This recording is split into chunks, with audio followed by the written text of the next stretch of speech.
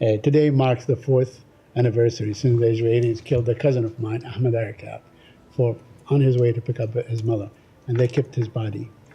4 years later, do you think that whatever he did not do anything, but whatever he did, warrants to keep a body and prevent the family from having closure? So first of all, my condolences to you, Saeed, for the loss of your family member. I don't know the specifics of the case, but obviously we want to see every family be able to grieve for their lost loved ones and properly bury them and pay their respects. But such a practice is not condoned in any way by anyone. As I just said, Okay. we want to see every family be able to pay their respects. And very quickly on your response to Simon, now you're saying that the Palestinians or Hamas, uses human or whatever, civilian facilities and so on for their own purposes and so on.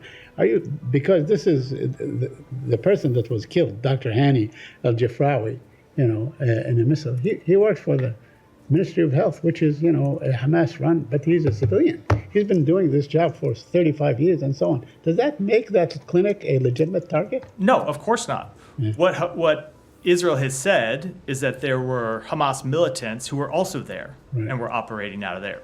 We don't have the ability to litigate the claims, but as I said, that's what poses such a difficult problem for Israel in conducting these operations, which in no way lessens their burden, but it also makes it difficult in these situations to look at what happened and understand without having all the facts who is ultimately responsible. Israel's responsible for carrying out a strike.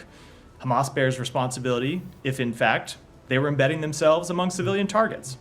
And so it is very difficult in all these, which is why there is no simple answer, and you have to look at each of them and make determinations based on the facts of each case. Over the weekend, we saw that the Israeli army in the occupied West Bank had a wounded Palestinian man strapped to the jeep and so on. So this is really, by the way, I raised this issue many times before this war, many times, because the Israelis have done this practice since 1967. I don't want to go into details of every incident and so on. But isn't that basically the army using Palestinians as a human shield? So I will say we saw that video.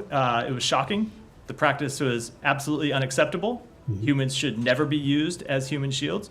The IDF should swiftly investigate what happened, hold people accountable. I saw the statement they put out that the actions were inconsistent with the orders those soldiers received, that it is being investigated, and the people involved will be dealt with accordingly. That is absolutely appropriate.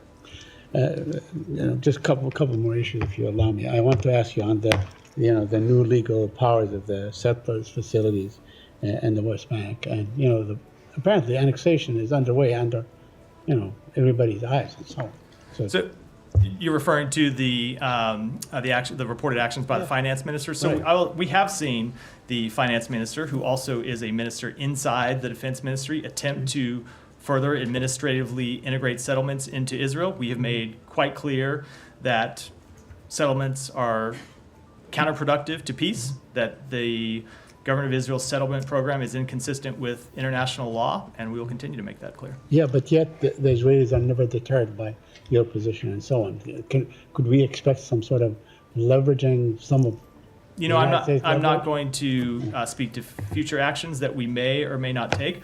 I will just say we will continue to make the case to them that actions like these don't just harm the Palestinian people, but they ultimately are self-defeating.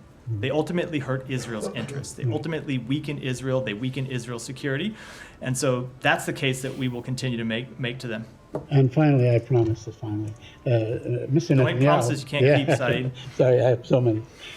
Yesterday, the Prime Minister, the Israeli Prime Minister, basically rejected the whole Biden plan.